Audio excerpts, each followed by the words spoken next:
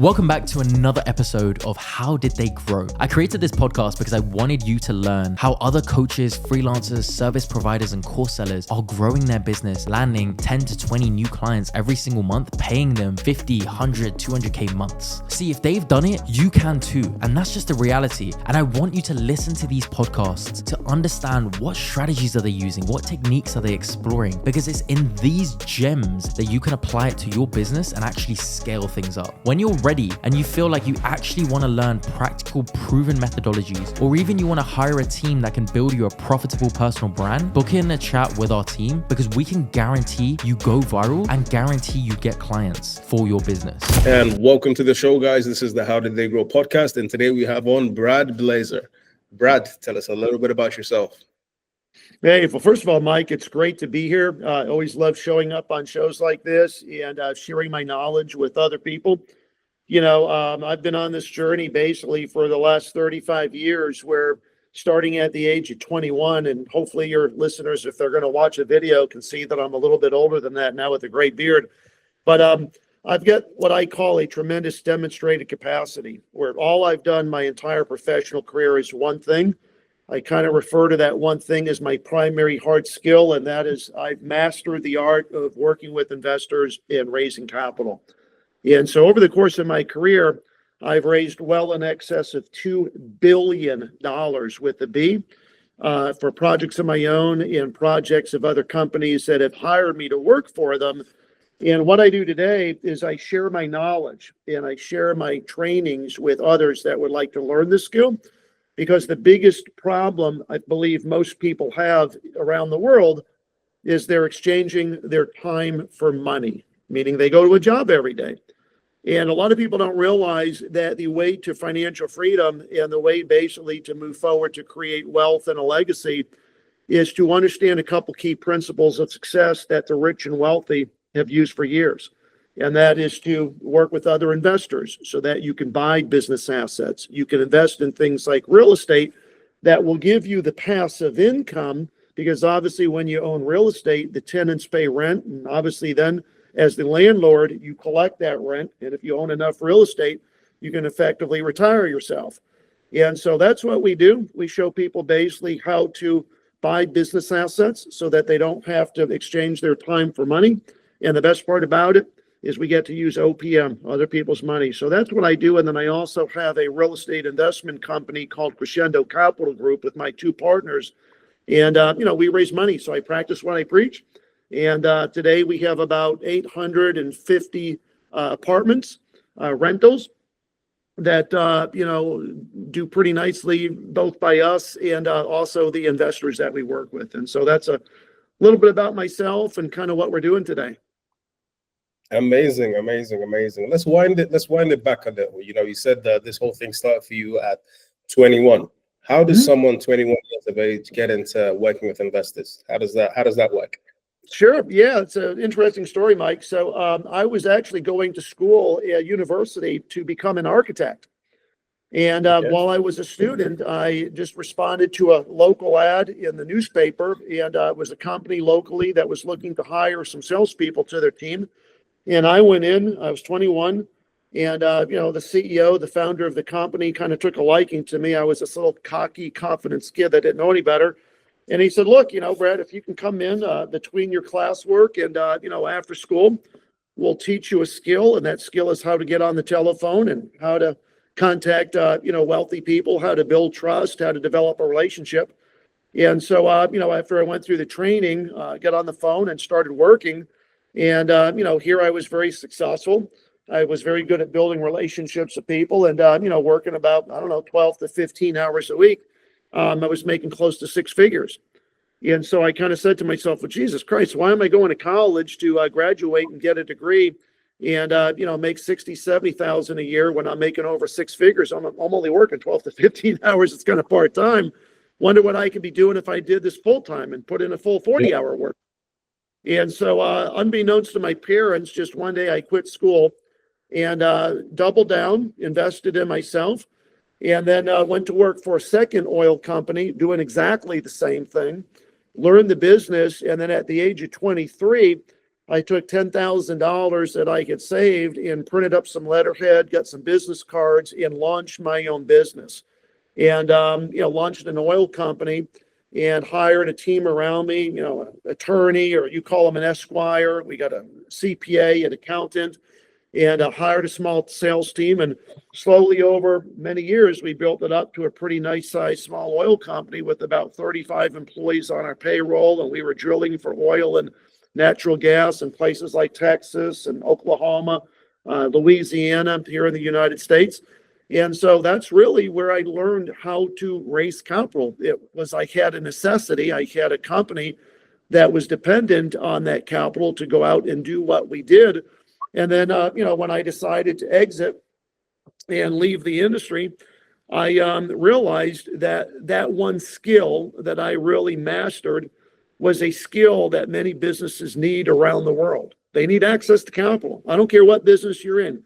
It's very true. We hear this saying and we kind of laugh and chuckle, but it is so very true. Money makes the world go around. And the more of it you have, or the more of it you can access, the better off you are. Definitely. And that is the game. And being able to leverage other people's money actually makes it 10 times easier to just give yourself a rocket boost. It's like a cheat code, basically. Absolutely. You're 100% right. I mean, let's face it, people can take their earned income, their savings, and, they can invest it.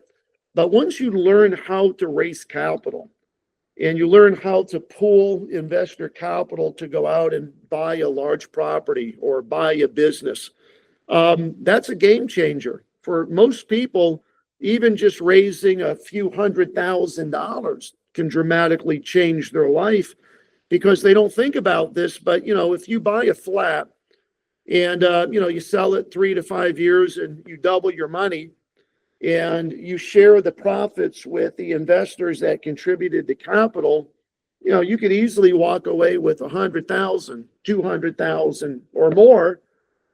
That's going to get you out of debt. That's going to put some money in the bank, and that's going to set you on the straight and narrow path to do it again, probably, and again. And before you know it, you're like, holy cow, here I am. I'm financially free. I don't need a job, but I enjoy working because that's what keeps me active. And so now you have much greater flexibility to make important choices in your life. I'm doing this not because I have to or need a paycheck. It's because I love what I do. And when you love what you do, the work doesn't seem like work. I show up and, I goof around, I go golfing, and I start my day when I choose to start my day. But the reality is I do it because I love what I do. I know the knowledge I have up here, when I impart that knowledge and train other people, it's going to change their life if they take action and they do the things that I tell them to do. The sad thing is just a lot of people don't do the work because it is somewhat challenging. It's hard. It's just like any other thing. You got to make the calls. You got to meet with the people. And I think a lot of people just basically settle to a place of complacency. The word complacent is a place of mediocrity in life. And so if you're comfortable and you have a home and you have a car and you're able to provide for the necessities, you're not actively motivated.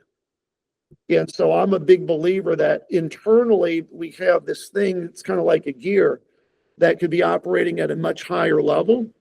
And there's something that needs to take place in your life to activate that. And so, for me, I wear a little bracelet on my wrist that basically says, go to bed tired, wake up hungry. And that's a reminder that every day the clock goes to zero. I don't care how much money I made last week. Clock starts at zero every day. So what am I doing? I'm hustling. I'm talking to people, raising capital, looking at deals. And a lot of people don't have that drive or that mindset because they become complacent and, they live on their laurels. And so it's just a different way of thinking. But again, I've been around some of the biggest thought leaders and some of the biggest speakers in the world, and they've activated that because that's why these guys are worth lots of money. They wake up hungry every day and they go to work. And so as I tell people that I train, the difference between an amateur and a professional is a professional shows up every day. They put up, they shut up, and they put out. Definitely, definitely. I resonate with a lot of what you said, but one thing I resonate with the most is, a lot of people have a bad rap with regards to, partnership or investors. And the way I like to think about it is 10% of a million is better than, 100% of 10,000. You know what I mean? Exactly. Yep. Absolutely 100% correct, Mike. You're absolutely correct.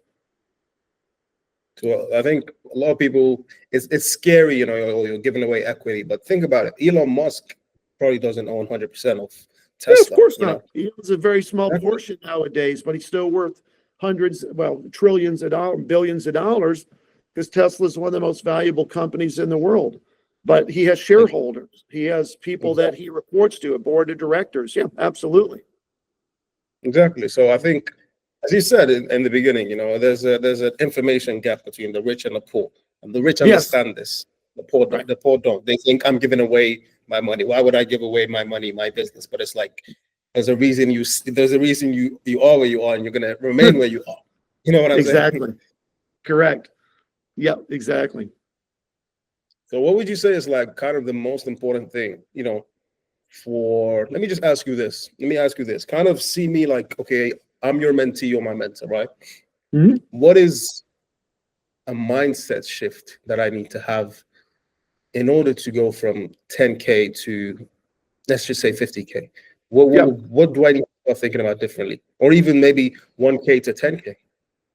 So I think the biggest thing that changed dramatically for me was a coach that I worked with a couple of years ago said the pros and big time people, they learn to block out the noise. Your mind will talk you out of some of the biggest opportunities that stand in front of you. And it's the limiting beliefs and the fear of doing something much bigger in life that initially scares you because you've never done it before. And what we have to realize is the way that we are wired and programmed as humans is there's a part of our brain, and you can actually Google this, psychologists have studied this.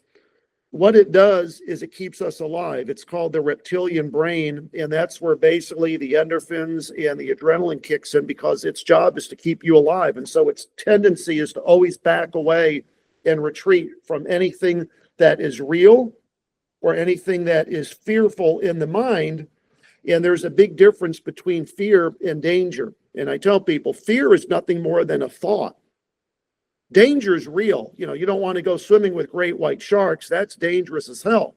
But the fear you have about doing it is a thought because people do it. People get in shark tanks, right? They go down in the water and they get out of the tank and they swim with the sharks.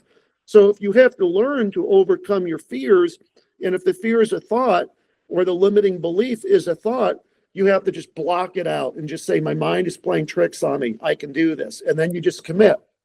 And you fall into that fear. Fear stands for false evidence that appears real. It ain't real.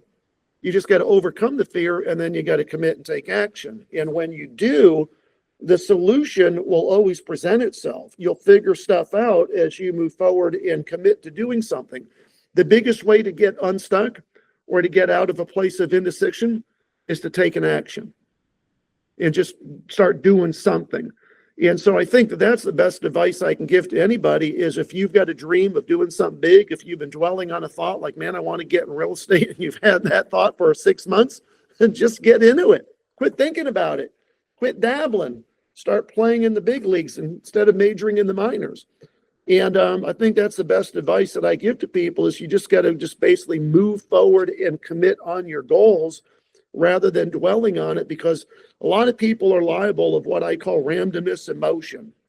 Randomness in motion means you're busy doing a lot of stuff, but it ain't moving you from A to B because you're focusing on the minutia, and you think you're busy, but you're really not busy because you're not doing the things that move the needle or give you that quantum leap in life that will help your business revenue triple or quadruple. Or, go from making, let's say, 5,000 to 20,000 a month, or if you're making 10, from 10 to 25 or 30,000 a month, because you've got this mindset that's holding you back from a mindset of expansion, which is starting to think bigger, getting around more successful people, right? Your friends, the people you associate with. There's a psychologist that will tell you, Mike, you're the average of the 5 to 7 people you spend most of your time with. Start hanging around with big time people that are doing big things, that are talking about ideas and how to collaborate and how we can work together. And I guarantee your income will grow, and it will grow quickly. Definitely. I definitely do agree with I you. hope you're enjoying this podcast. I hope you're taking notes. I hope you're learning so much practical wisdom, because that's what I really wanted from this podcast. Now, I just want to quickly say, if you're looking for a team that can actually help you explode and go viral with your personal brand with proven methodologies, I say this because I've been doing this for the past 5 years. We've got a team of 30 people who are ready to go ahead and explode your brand so you can get clients begging to work with you. Have a chat with one of our advisors. You can book in a chat using one of the links around this video, because that chat might just change your life. I want to ask you one little simple question. Just want to get your opinion on something, and then we'll hop into social media and how that has changed your business. Yeah. The question I want to ask is, what is your opinion about, faking it till you make it? What do you think about that? To a degree, you sometimes have to do that. I get it. And I think that it's okay to a degree, but you still have to be transparent and you still have to be honest with people. There's one thing that happens in everybody's career at some point in their lifetime, and that is you become very successful at what you do, or you become, like me, a known expert. I'm known around the world as the global expert in teaching and training others how to attract and raise capital. People pay me a lot of money for that skill, sometimes $25,000, $40,000, $50,000.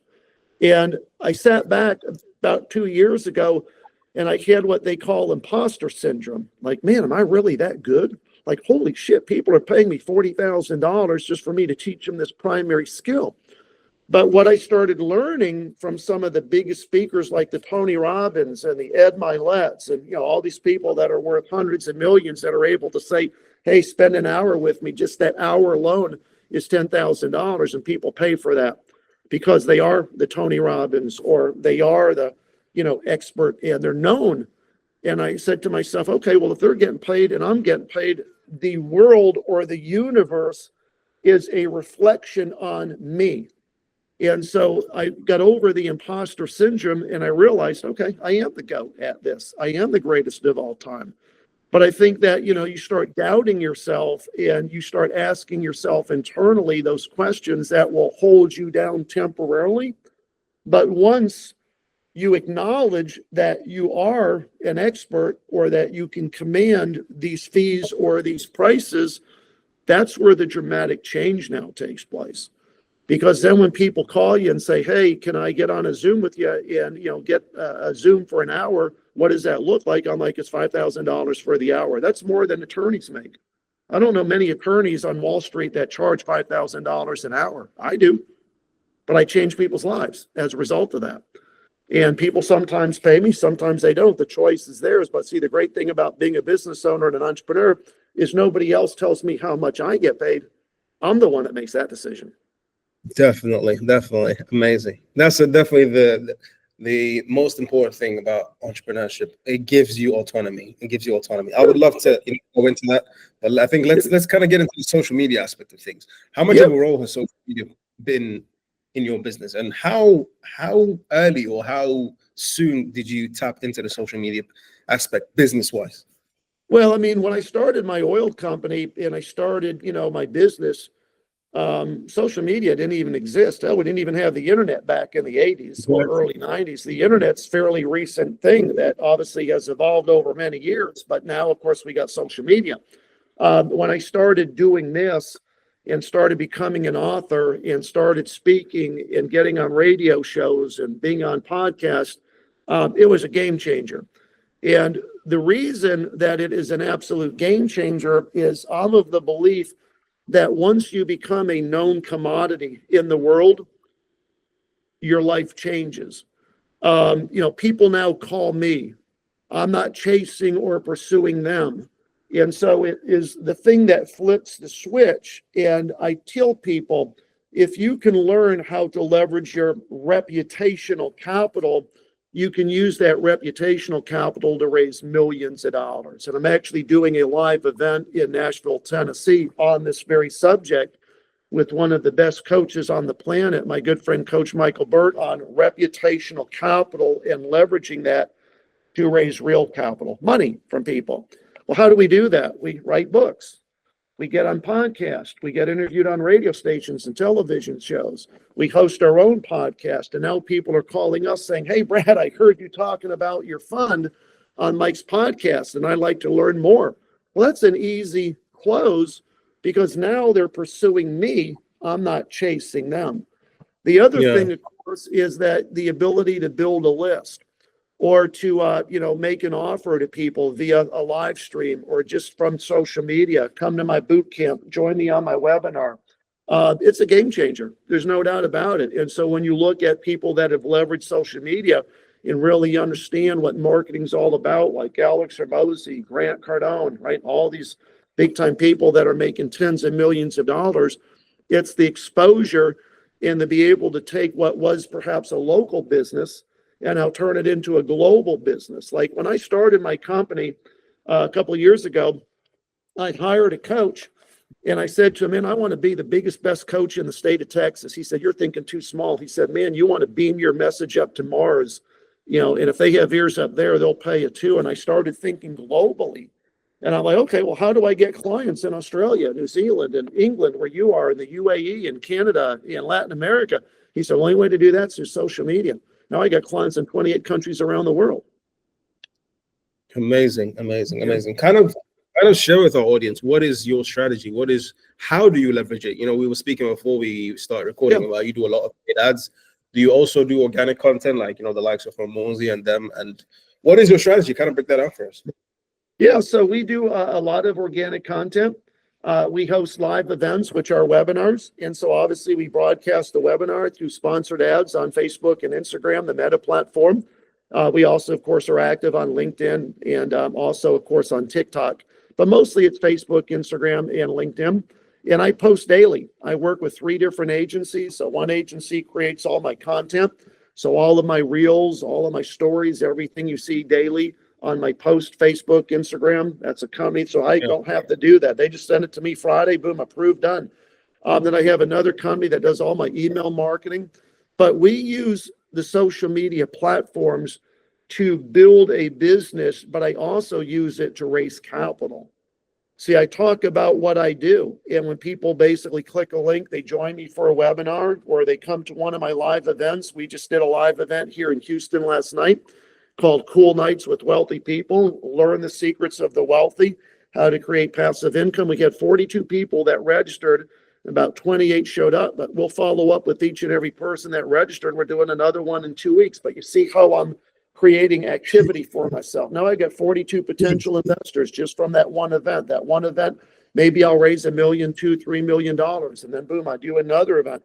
I use that money, go buy an apartment building. And so with that apartment building where I own 80 or 100 rental units, I'm getting cash flow. I share that with my investors, but I also do pretty well myself. And then we just rinse and repeat the process. So the ability to leverage social media is everything. And when you look at how people do it, how they use it, whether it's a webinar, whether it's a lead magnet, like a free ebook, whether it's a live event, you're reaching literally tens of thousands of people. And if you have a sponsored ad, you target it and you filter it, and you're able to look at things like the conversion, the click-through, the return on ad spend. And I tell people, man, you got to look at your KPIs. Because if you're going to go to Meta and you're going to spend X amount a day to have a sponsored ad like we do, you got to look at the conversion. You got to look at the return on your ad spend. Is it profitable? What is the acquisition cost per client? If you don't know those things, man, you're just tossing money out the window. And you're not really monitoring that. It can really burn through a lot of capital very quickly. And I do understand how people can get frustrated, but we measure all of those different things. And we have a team in place to actually look at that. I'm just basically the face of the business that just shows up every day. Amazing. I really, really love that you are, what you said in the beginning, the rich know this, the rich understand the most important commodity. Even I think more important than it's time. It's time. So the rich know to leverage their time. You know, a lot of entrepreneurs, they could be at 50K, 20K, 30K. And things stopping them from reaching those levels of 100K and even higher than that, they're not willing to invest Exactly. something that's going to buy back their time. You've realized that social media is really, really important. And you said, I'm not about to spend 2-3 hours a day trying to create content, trying to go through the learning and this and that. I'll pay this company 3,000-4,000, handle this, make sure they're experts, and I'm good. Pay another company to do my emails. Exactly. You have to delegate and you have to build a team around you. That's the only way you can scale to multiple 7 figures. And, I think so many people struggle that because in your business, there's no doubt about it. In your business, you will do everything better than anybody else ever could because it's your business. But as you start hiring people, you have to have the mindset, okay, if they can do it 70% as good as I can, that's okay. Because 2 people doing it at 70 is 140%. See, 3 people doing it at 70 is 210%. So I'm getting 210% of what I could do with 3 people I hire. And now I can go focus on doing something else that's important that maybe I wasn't able to do before because I was trying to do everything all by myself. And a lot of times when you're in business and you're trying to do everything all by yourself, you can't do the big strategic thinking. And you're so closely tied to the business that you overlook opportunities that other people see. See, I've got a saying that I share with people, and that is sometimes it's better to be the person on the outside of the picture frame looking in than being the person on the inside of the frame looking out. And what I mean by that is if you bring a friend or you bring somebody over and say, hey, take a look at my business and give me your thoughts, they're going to be like, well, I saw an opportunity here. Have you ever thought about doing this? You're like, man, that's the best opportunity. I never thought about doing that. And here you're the business owner and somebody don't even own the business saw an opportunity. Well, the reason is you're so closely tied to it every day that you're blinded. And the same thing happens whenever we're writing an essay or we're writing something. There'll be misspellings or there'll be punctuation. You give it to somebody else and they're like, you misspelled this word and this word. You're like, man, I proofread that 3 times. I didn't even see that. It's because we get so closely attached to something that our eyes just glaze right over it. But you give it to somebody else that sees it for the first time, boom, it stands out like a sore thumb. Why? Because they see it for the first time. And so it's the same thing in business. You have to ask people from the outside to take a look at what you're doing and say, hey, here's what I'm doing. What are your thoughts on this? And then, listen to their comments, listen to their thoughts, and either take action on them if it makes sense or don't. The choice is yours. But I always ask people because I realize, man, I'm the dumbest person in the world, in the room. I want to learn from the others. And when I go to events, I just sit and I listen and I talk to people. I say, tell me how you got where you are. Tell me how you built your business. What did you do? What were the steps? And then I implement the strategies that I learned from other people because that's how we grow. You have to realize in business that you don't know what you don't know. And a lot of people, when they're trying to do something, they go to what? They go to the internet. Let me Google how to do this. No, the question you should ask is who can show me how to get this done? Somebody's already done more than likely what you're wanting. There are people out there that have built multi-billion-dollar real estate companies. Go talk to that dude. He knows how to do it. Go read Yep. Yeah. And you might not be able to talk to them, but they probably written books. They probably make videos and they put them on YouTube. Go look at that. Absolutely. There are people all over YouTube that have videos on how they built $100 million real estate companies or how they buy businesses or, how they retired themselves in 5 to 7 years. There's tons of videos and many of them, like me, have coaching offers and have training programs. Exactly. So I think, and it's 2025, like the avenues to create wealth, and it doesn't even have to be generational wealth, but wealth in terms of you being able to be autonomous. The possibilities are endless, and it takes grit at the end of the day. Just you never giving up, and it's inevitable, really, as long as you don't give up. Absolutely, I totally agree. You're absolutely correct. Yeah, amazing. This has been really great. Kind of share with us what are some of your goals for 2024 for you, your personal brand, and where you want to go. So we're doing a couple big things this year that we've not really done before. One of the things that I would really like to do this year is travel the world and actually host some events in other countries. We have a huge audience in Australia. We got a huge audience over there where you are in the UK. And I could easily see us doing a boot camp or some type of a 2 or 3 day event in other countries. So that's one thing. The other is just to continue to raise capital, and expand our portfolio, acquire more assets, and just keep showing people how to do that, building relationships with others. And then really the third is, maybe just finish up a book that I started and, get that book published so that we go from a 3-time author to a 4-time author. And so we got a lot of big projects we're working on, and, they're all fun. And it's just one of those things where, you set a goal and every day you chip away at it. It's what I call going long in the same direction. Let's face it, 6-pack abs don't just disappear. I mean, just don't appear overnight. You got to work at it. And it's just like anything else. It's the consistency of doing something over a long period of time. It's like compounding interest. You get better, you sharpen the axe, you realize some things work, some things don't work. But what I have found is in business and in many other areas of your life, it's the incremental effort every day that gives you great results over time. Same thing in business. You show up every day. You don't think that what you did today really moved the needle, but you do it every day. So if I post something to social media for the first time, I'm like, man, this sucks. Then I do it for a week. Oh, I got 10 followers. Then I do it for a month. Oh, now I'm at 1,000 followers.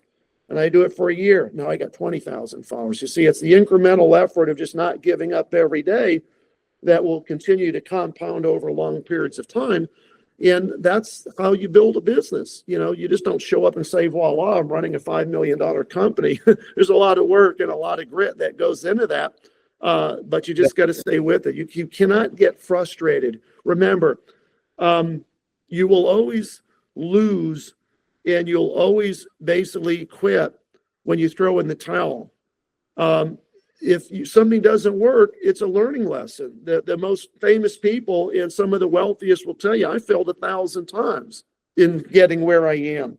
But each time I failed, I just learned one other way that would not work. And I tried something different and eventually something worked and it clicked. And, we all have heard the story about who? Thomas Edison, right?